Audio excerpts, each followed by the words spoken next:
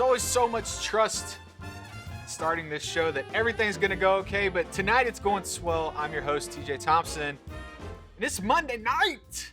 I'm so excited about tonight. Comments like this are already pouring in, and it just makes me feel fantastic. You all look sharpie. If you weren't in the pre-show hang, everyone says that I need a Sharpie endorsement. So if anybody's got any pull with wherever these are manufactured at, you let me know because we'll make it happen. Let me bring in my guests. I guess they're not guests, they're co-hosts with me. First off, the one and only Brian Smith. What's happening, bud? Not much, man. Excited to talk about whatever this movie was called. Where Did You Go, Bernadette? Is that what it's called? Where'd You Go Bernadette? Come on now. It sounds like an old folk song. Yeah. Where did you go, Bernadette? Oh, it does kind of sound like that. Kim's, welcome to the show, Miss Kimberly. It was her pick. Yes. So we actually. And I stand behind my pick the whole time. I still stand behind my pick. Very defensive. Very defensive. Yes. There's been no challenge to you. Nope, not yet. Yep, you're sounding pretty cool. So let me quickly explain to you guys what goes on. So every Monday night, we review a film. This week is Where'd You Go, Bernadette. All three of us, we put a movie into this prop hat, as Brian likes to say, and we then pick a movie out of that each week. We watch it together, and then we talk about tonight. Then we pick another one, rinse and repeat. We love to have you guys participate in the comments on Facebook and YouTube. So tonight was Where'd You Go, Bernadette. And yes, everyone can stop talking about my black polos. I wear the same shirt every episode. If you haven't figured that out yet, then you should not be a continuity expert for sure. All right, so to bring everybody up to speed, in case you didn't see Where'd You Go, Bernadette, let's take a look at the trailer, and then we'll have Kim take us through what this movie was about. I have this one shot to launch my second act. I don't know what to do if I try to trim it. Can I help you? Oh, hi, Bernadette. I didn't know you were home. Apparently. I hope you don't mind. I called the blackberry abatement specialist. The blackberry vines are coming under the wall. It's in my raised vegetable beds, my worm bins. It's Tom. Bernadette Fox. No card. Morning, Lizzie. Hey, Mom. Bernadette Fox was simply the most exciting thing in the world of architecture 20 years ago. Well, no one told me about her. I think what happened to my mom is that she got so focused on her family, she forgot about herself. Honey, are you getting enough sleep? Sleep? What's that? So from what you're saying, she ran over a mother at school. Bernadette! Incoming. What do we do? Punch it. Oh! And then she created an environment which destroyed a neighbor's home.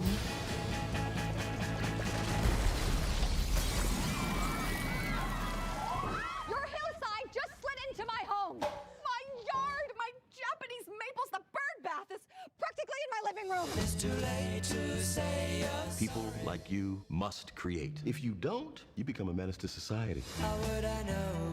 Why should I care? Something unexpected has come up. Just thinking about it's got my heart racing. Please don't bother trying to find her. I have concocted a plan. Bernadette! She's not there. Lost the sky so tall. You'll never guess what happened. She disappeared. Bernadette jumped out a window. There's one answer to all of your problems. Get your ass back to work. A huge project has come up. It will require me to go to Antarctica. It's twice the challenge anyone ever imagines, with long stretches without sleep and exercise. Sounds like I've been in training for this for the last 20 years. I have this one shot to launch my second act. So step aside, because I am about to kick the hell out of life. World domination ain't pretty.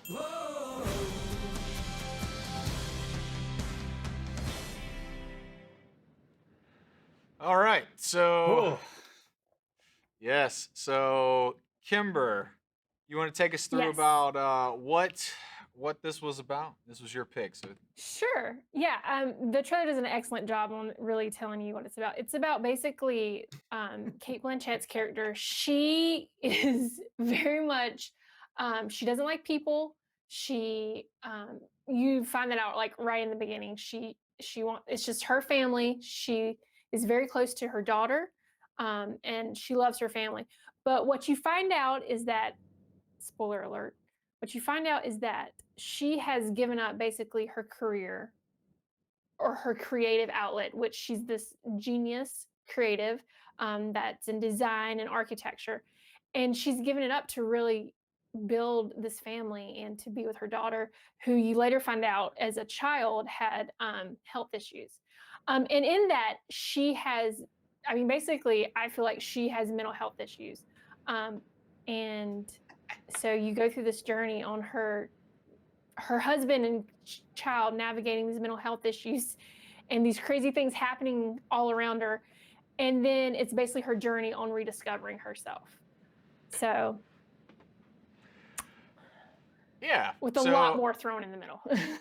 Tristan had mentioned this movie has Kate Blanchett in it, but who was the big blue guy from Watchmen? Which one was Her that husband. guy? He was Her Dr. husband, Manhattan. I guess I didn't realize that. We did reach out to Kate Blanchett and Kristen Wiig to be on the show, as we do every week. Someone's gonna say yes sometime. Kate Blanchett. Kate Blanchett got a Golden Globe nod for this film. She did not respond, but Kristen Wiig did, and she was unable to acquiesce our request. She was busy tonight. She had some other stuff she had to do, but she So, didn't respond back. I would have loved to talk to Kristen Wiig because it was neat to see her in a role that wasn't goofy. Yeah. Like this one. Brian, what did you think about it? Oh man, there's just a whole lot to say. I'll tell you that. Like, how long was that trailer? How many minutes was that trailer? 30 minutes? 40 minutes? Yeah. That can you talk about the trailer summed up the movie? It was, gosh, it was long. Yep. I guess your face in the trailer montage really called it out. Mallory saying that you didn't really enjoy the movie. I think that this is what I said this in the pre-show, and I have a lot to say about it. Every movie Let's that we picked unpack so it. far. Dude, I know. Here's what I say. Every movie we picked so far has had really great actors in it.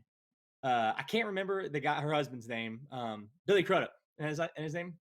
He's great. He's phenomenal. They all did amazing jobs. They tried really hard, but this was the most boring movie I feel like I've seen in a long time. And here's the deal: it's based on a book, and it's an epistolary novel. So it's a novel that's based on like letters and articles and stuff. And clearly, the daughter is the main character of the story. And I have no idea why the mom was the main character of the movie. Because Kim, you said she abandoned her creative outlet to raise a child. That's not true. She abandoned her creative outlet because a British dude bought a house she built and tore it down, Well, and she just gave up on life. That's what happened. Yes, but I think she's she an didn't go unreliable back to person. it because of her child. I don't know. To me, I bet this is a great book. I haven't read the book. I'm a reader. I'll add it to the list. I'll read it. I bet it's phenomenal. But my goodness, I don't know. Like, the conflict was the main character. The main character was the conflict the whole time, and the family was just kind of suffering all around her. Yeah, the on the like board scale, I found myself more interested in the YouTube video, like about her career, than I did about the movie. Like, I was like, when she shut it, I was like, no, I want to see let's just keep watching that. Like, I'd rather see that than what's gonna keep happening right here. So I'm with you on the attention span thing. Like, it did. I think this is a male and long. female thing. I think if we polled some females, they would disagree with you. I did not find it boring at all. I found it to be a beautiful story. Oof. Sanderson's books are way better. I agree. Yes.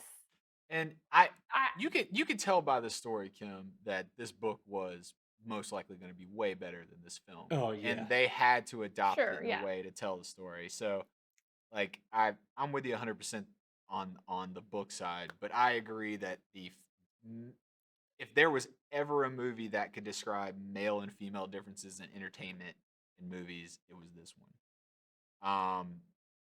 I to me it started off and you could tell when there's this interaction in front of the school where like the two moms are like talking about her and it's the whole like run over thing. I The could care gnats. less. Huh? The gnats. Yeah, yeah. When she like pulls out the T-shirt thing and they're like making fun of the logo and they're like setting up this prep school, I could have cared less about that scene. But like I think women read way more into that conversation than I ever would. Like I didn't care. Like you can just tell me someone doesn't like someone and then we can move on. Like you don't have to build a case like they did there verbally with little like catty games. Like Yeah, but I think what I mean too by the daughter being the main character is if the mom's like progression in her like geography changes and it's mysterious how she got from one place to one place, there's like some sort of draw to it. But the whole movie's about this woman who's, finding her passion, her purpose to create again, and everything is incredibly easy for her. She's the smartest person who's ever lived. She is a genius architect. Everybody loves her. She goes to the South Pole with very little work. She talks about how scared she is, but we see no trouble of her getting there. She stows away on a boat and is Yep. suddenly a diesel mechanic without any work. She gets approved to go to the place in the earth where only like 90 people are allowed just because. When you actually see it happen as if she didn't have to work for it, I don't know. If it was like the daughter was like, "Where's my mom?" and it's like, "Well, she's in on this boat in Nova Scotia." No way. Where's my mom now? We can't find her. Oh, she's on the South Pole. You know what I mean? Like, how did? But the answer to how she got there was like she just could. She's brilliant. No one could stop her. She's unlimited wealth, unlimited Well, talent, could do anything she wanted, and she did. well, if you're listening to that assessment, yes, that sounds awful, but there's a lot more to it than that. She goes on this cruise to Antarctica because she thinks that's where her family is. And then she gets interested in this research and she hears about this um, research that they're redoing. Again, this ties back to her being an architect and that like spurs something in her. So then she starts chasing it. She has problem solving skills. I think they showed that in the beginning with her house when like stuff would go wrong. She's in there like fixing it, ripping up the carpet. she ripped up the carpet to let a grass grow plant up. go through. Yeah, that's Yeah, not that was fixing weird. stuff. Her house was dilapidated and horrible. No, Her no, no, neighbor no. was right. But I think it was representing of what was happening inside of her. Yeah. Yeah, she is an Totally. unhealthy person who is enabled every step of the way because she's brilliant. And to Brian's point about her just having the road paved in front of her, she has an unconscionable command over Siri to just rant for monologues to someone in India and have it A translated Russian perfectly mobster. on Pixel Buds, which aren't even compatible with an iPhone. Also, Done. listen, Stranger I things know have that happened.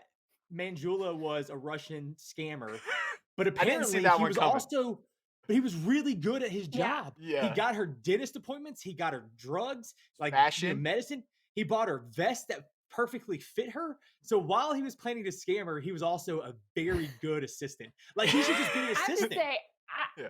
I didn't see that coming. Like the whole Russian mobster, like she's actually being hoodooed over here. Why was that necessary yeah, for the story too? Yeah, Like, what Cassandra point says it's was not that? boring. Life has tons of ups and downs. Of course, ups are much more interesting than downs. I don't know about Yeah. that. I mean, life does have up and downs, but I think in movies you got to have some downs. As a mom, I have to say I took a lot more out of that because like you see this beautiful relationship with her daughter, but at the same time you feel bad because she does have mental health issues and her daughter doesn't see that like at all. I'm gonna take. And she's Yeah, Go ahead. I'm gonna take like I take issues with the mental health issues. Like I can understand that there's like probably anxiety there and that she has this disorder about like being around people. Agoraphobia. There you go. But like the like situation it created for her daughter and her family, I don't think that drove to that. Like it seemed like her daughter loved her and the daughter really cared for her. And Oh yeah. the husband honestly, he probably wouldn't have had an issue if she just didn't seem to be acting irrational in his mind. Well, Um, she intentionally allowed another person's house to get mudslid. Like that was her goal. I don't know if that was her intention. Yeah, she's an Yeah, architect. I He think they told her leave that that. open ended. No, Yeah. she knew. She knew when the woman asked her to cut it down, she was going to do exactly what she asked her to do, but she knew what would happen if the lady asked her to. Yeah, I don't know, man. I think the to go back to the point of it being a guy versus girl kind of film, like those almost to the Siri point, these long-winded monologues, like I didn't need you to externalize all of your feelings to me. Like I had it, like I got it. Like But they're I just driving just on the point she doesn't talk to anyone. So her only friend is this virtual assistant in like India or Yeah. wherever she thinks this lady is it. Like she's going to spill her guts to this digital person. It shows how isolated she really had made herself, where she didn't want to be around people except her own family. You know. Yeah, I see it all. I just don't. I mean, the structure. I'm telling you, the book. I guarantee you is amazing. Like, for the sake of the movie, why was there an FBI raid? If she was a Yeah. victim, why were they investigating her? And then her husband decides he's going to throw an intervention, and at the intervention, it's him, his personal assistant, an FBI agent, and a therapist that the mom has never seen before. That is a bonkers intervention. And the FBI I agent agree with leaves you. halfway That through. was the weirdest plot. Like, first of all, the FBI agent is super quirky. Like when he comes Yeah, on, I I like was him. like, this guy's a fake. Like him He's too. not a real FBI agent. Like I thought there was going to be some like spin here because he was so weird. And then for Also, him to TJ, be in on the intervention. Yeah, that actor, by the way, just sorry, Kim. That actor, he plays Wolf on The Office. So just another Office connection. dang it. We thought we could get away with an episode without talking about The Office, but I haven't seen The Office. Sue me. Haven't seen it. I Sorry. might. Everyone, please send hate mail to TJ. Nope. Put my email on the I'm internet. just kidding. I haven't seen The No. Office either, so I can't really make fun of you because I'd It's be so a good. hypocrite, so. Yeah, I like the FBI guy though. Like he was He was like a good one of actor. he was one of the characters I liked. Okay, all right. To the good actor credit. Yeah. I they were. actually thought the acting was really good. So good. Yeah, the Like acting's phenomenal. like the little girl did a great job. Mhm. Like Kate Blanchett to bounce around like all those Yeah. emotions did great. And the way they shot it was they just let the actors play in the scenes. Like I don't know if you noticed that it wasn't a really like cinematic looking film. Like it was actually shot. I went and looked this up because I was like, I think this is just straight up 16:9, which is the aspect ratio. It's not like the super widescreen that everybody shoots in. And sure enough, it was. It was in a 185, which is almost intended, I guess, for streaming platforms or wherever. But like, it gave it a look that was just like I was watching like a play almost. It was a different kind of film, which I can't wrap my head around it because it's like as a story, I didn't like it, but like from the acting perspective, I was like, dang, they did a really good job. Like the scene, which is really great that it took a sleepover to get an F-bomb out of both of them. But like Wow. but that scene was like a great example of like where they just went through a range of emotions in just a short little block. I mean, even the daughter going from like kind of hurt to upset to angry to, I mean, I enjoyed scenes like that moved along, but just them beating me over the head with the dialogue and emotions and the back and forth, it was too much. The first half of the film could have been shortened to like 15 minutes. And then I needed more payoff. Like you watch the trailer, and it seems exciting and quirky and kind of funny and bubbly, and it's got these graphics that are bright and it's yeah, it seems engaging and like I'm gonna watch this kind of rom-commy, funny, kind of happy thing, and it's this slick architect, and like the music fits all that, and then I get in there and I'm like, I am oddly depressed, and and Yeah, it's way strange heavier than the trailer and makes it out. strangely feel connected to this person as a creative. Like I felt like I was like, huh, am I boxing myself in? It's like I'm motivated and depressed all at the same time. And those are two emotions I don't want to feel when I'm watching a movie is motivated but then be depressed about my motivation. It's just a Yeah. weird box to be in. You said it earlier too, TJ. I bet this would be a great play. Like I see a stage adaptation of this because a lot of the scenes were like you said, let the actors play the way they filmed it, but it was like we're in one room and we're in this one room and we're going to carry out this whole thing. There weren't a whole lot of transition moments. There's the whole intervention is in the living room, and then the whole long monologue at the end where she's talking to her family is in that one work. You could almost see it being like Mhm. blocked as a play. Mm-hmm. Yeah, I'm gonna take this credit while I have a chance. Thanks. I guess someone liked my rant. Awesome. Oh, what'd you The say? I, Motivated and I guess depressed. motivated and depressed was the And emotion that depressed. multiple people felt. The one scene that stuck out to me, and I think this is another example of storytelling and just beating me over the head with stuff, was the therapist and the Lawrence Fishburne scene where Mm. you're going back and forth, right? And it's like, oh, this is the male perspective, and oh, this is how he viewed this, and then it's like, oh, well, this is the miscommunication. I was over it. The best part about that was like you paid Lawrence Fishburne how much money to sit here and listen to Kate Blanchett just like yell at him for 5 minutes, and he even acknowledges at the end. He's like, "You done? You done?" It was But this is all building her character. I mean, this is all just attributing to like character development in that it's like she finally had someone she knew from her past and she just basically like word vomited all over him because she has no one else. She has no one that she connects to. She has no friends where she's at. And so she just everything she had pinned up that she hadn't, I guess, told her virtual assistant, she tells this guy that she hasn't seen in a long time. So Well, it I just think goes again to like where she's at in her mental state and like why she's acting the way she's acting. Like it goes back to that she has shut down to anyone around her, everyone around her minus her family. I think kind of. Oops. no, that's fine, and this may be where you're Oh, going, but I want to get your it is opinion on kind of. this. Yeah. Because here's what I think: it's not just that she shut down for no reason. I think the point, at least some part of the movie, is like that conversation with the therapist and the architect friend is the reason that she is alone is because she's not creating.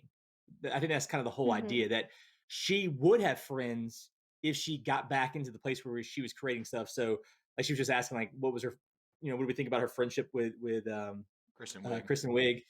I think she would have been friends with her if she tried, but she didn't try because she wasn't creating anymore. I think that was the whole idea. I don't necessarily think it was like a male female conversation with the therapist and Lawrence Fishburne. I think it was the intellect versus the passion. Yeah, And the and movie was saying like if Yeah. you pursue your he passion, the he's relationships will grow. analytical in how he's viewing Yeah. all these actions, and she's very emotionally tied to all of them. And I get that. I understand that. And that scene to me was great. We could have got there a whole lot quicker. We could have ditched all the We crap. could have sat in that scene longer, I think, with her and Kristen Wiig. Like they've been Yeah, they've been fighting each other the whole time. She just destroyed her house. And then here's a moment where Kristen Wiig, accepts she doesn't really know her child. Her life isn't as perfect as she thinks it is. Here's another lady whose life has fallen apart and they could connect in that moment, but it was over in a second to me. yeah, it was. And going back to like how when she does just mouth vomit all over Lawrence Fishburne, that thread from that conversation carries the rest of the movie. Mm-hmm. So when you talk about like what was that fork in the road, what was the conflict resolution, that's it, and they make it very Yeah. obvious because she restates lines from that two or three times later. It's the one about Being a menace. Yeah, being a menace. That's exactly right. Mhm. If you're a menace, then, or if you're not creating, then you become a menace. And like, you could be like an artist who's not creating is lethal or something like that. She Mhm. says like a bunch of that like later on. So yeah, I think it is, it, it, it is at its heart a story about creativity and how Mhm. to identify your passions and follow those. And I got that. And I really liked that side of it. That was the one that resonated with me the most, was just like, it's like, wow, okay, in dealing with people that I know that are super quirky and creative, or that surround me in my circle, like, am I giving them opportunities to do those things, to be expressive and be creative and not just be mundane, right? Or to be boxed in. The weird thing about how they did it with her though, and in this story, was how they anchored the abortion stuff. Like, or not the abortion stuff, but the miscarriage stuff. The Miscarriage. miscarriages. Like, because that was what I thought was weird, was like, when they tied the miscarriages to the daughter, and then they tied the necklace with the daughter.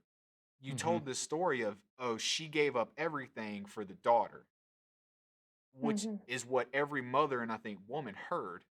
Which is where what I heard was a dude bought her prize house and demolished it, turned it into a parking lot, and that's what crushed her. Like It that, was.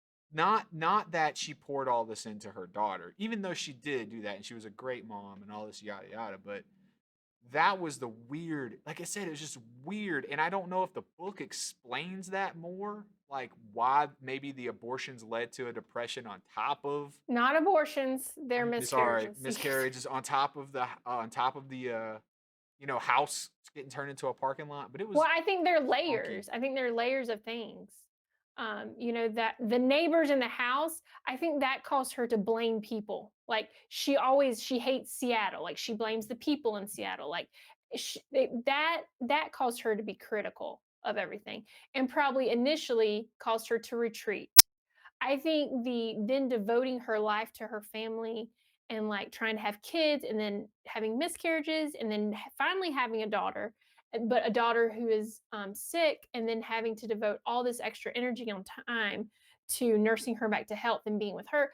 I think it was just a layer of all these things. She gave up her craft because she wanted to devote her life to her family and raising her daughter. But I think the cynicalness of hating people and not wanting to be around people came from what happened with her neighbor. Maybe, maybe if it did, they to me they didn't tie that in enough. Yeah, I think I just go back to the main problem, like, because at the beginning, when their husband got that new assistant who was part of that crowd of women around them, I assumed that was going to be a relational tension that rose up. She even talked about it. But in the end, she has a perfect husband who loves her and is crazy wealthy. She's perfectly intelligent and also personally crazy wealthy. She's just an unstoppable person with unstoppable resources, and it makes it weird to me. Also, what happens when she's done with the South Pole thing? Like, she got to pick another project. She kept talking about, was it 8? She has 8 visions, Saint Bernadette. She has 8 No, big six. projects she wants 16. to accomplish. I think 16. 18 total, and she had used up 2. She had 2, 16 so she had left. 16 more to go. But Yeah, so no, she's done with the South Pole. Then what? She goes back to being crazy in her dilapidated house. No, I think that just opened her back up. So then she just finds the next project. she's become self-aware now of what the issue was, and her family will be Yes. there to support her. They always were. I hear your sarcasm in that, but yes. Yeah, Yeah, I they were mean, always there for her. yeah, that's kind of where I'm at. Was it's like you're trying to show that she gave up a career to be a mother and wasn't supported by her family. But they were And super that's supportive. not what happened at all. She literally was living in a house growing with vines, just kind of experimenting with crazy book walls and like, well, there's a plant, let me cut that up. Like, and she has the freedom to do that because her husband's company's bought by Microsoft. Yeah. Like, yeah, Right. I'm not buying that narrative. And but that's the I think the angle obviously that the lady folks felt. And by the way, guys, if you have questions about the movie, you can send them in to us, and we'll try to answer them. We're gonna wrap it up here in just a bit. So if you do have any more questions about the film, let us know, and then we can also hang out post show wise too. So send them in, and we'll comment them on because this is a different movie. It was, if you watched it, it definitely was different. Um, did you one of the funny things? There wasn't too many things that were just like laugh out loud funny to me, but the best one was the Morpheus, Lawrence Fishburne, when he's like in one of the interviews, but he's young, like young Morpheus. I kind of laughed at that one.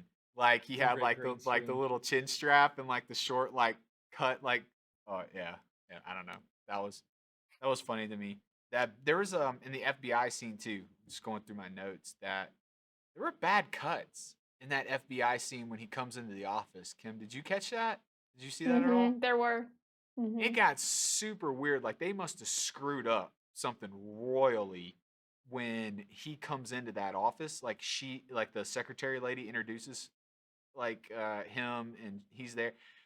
Like the secretary's position jumps like 6 or 7 times, where the dude looks like he just has repeated his line 4 times upon entrance every time they keep coming back. And I was like, what is going on?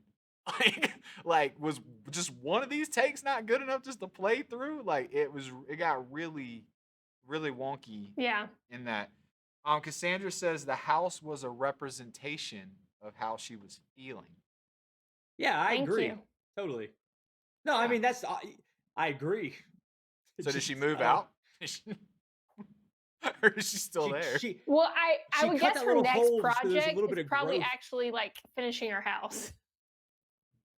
It was neat to see like how you could see progress in the house too. Like you saw glimmers of, kind of brilliance or creativity or ideas. The but bathroom, I think, because they went in the half bathroom a lot. finished. The bathroom was completely done.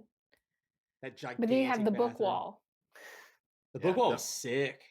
Book wall was cool. The insanely huge medicine cabinet, I felt like. That's what I was thinking of. Yeah, it was like a bookshelf in like a bookshelf medicine cabinet. She dumped all of her pills into one giant antique jug because it looked pretty and sounded nice. Because they look pretty. She said it was beautiful. So I don't know if it's just because I haven't eaten anything and I just watched this movie like right before the show. But man, when they sat down in that Mexican food place, I just wanted Pablo's and Mexican food so bad. And like I don't know if it's just I'm hungry and Jones is for Mexican, but I was like, oh, like I could smell it, and there's nothing good that happened in the movie, so I guess my brain was wandering.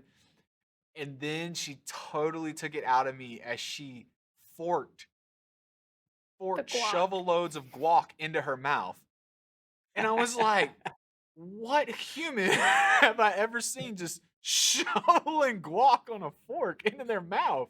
Did y'all see that? Did y'all catch that she was doing that the whole time? Like I said, she had mental health issues. That's all I could. And like, if you notice, he's even kind of watching her. Like, what is?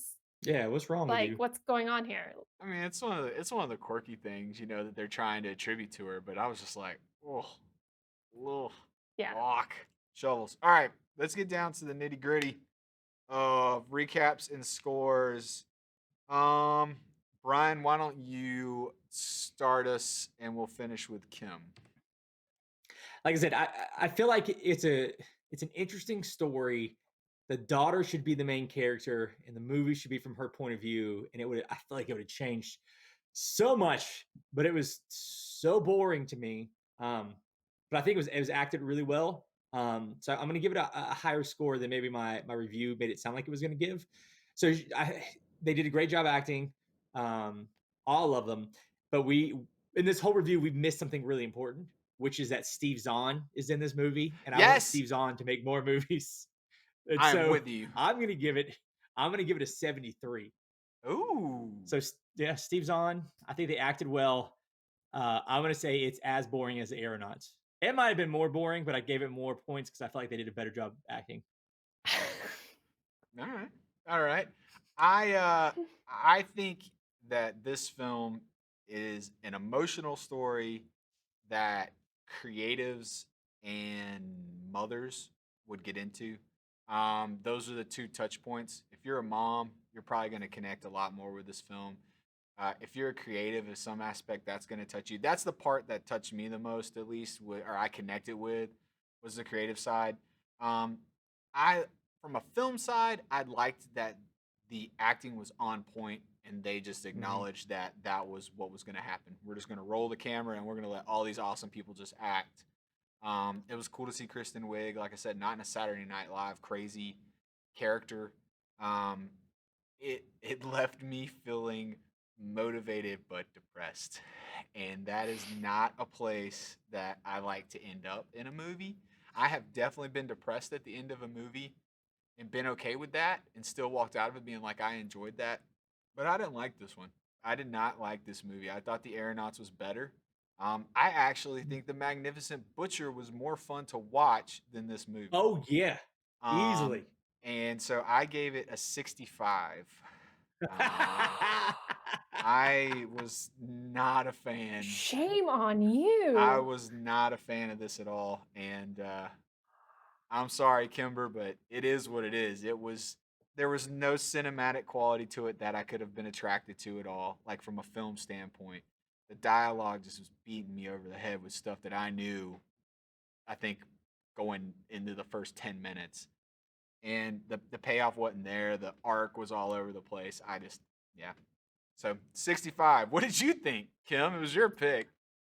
I'm going to respectfully disagree. Okay. I admit there are some plot holes in the story. I will admit that.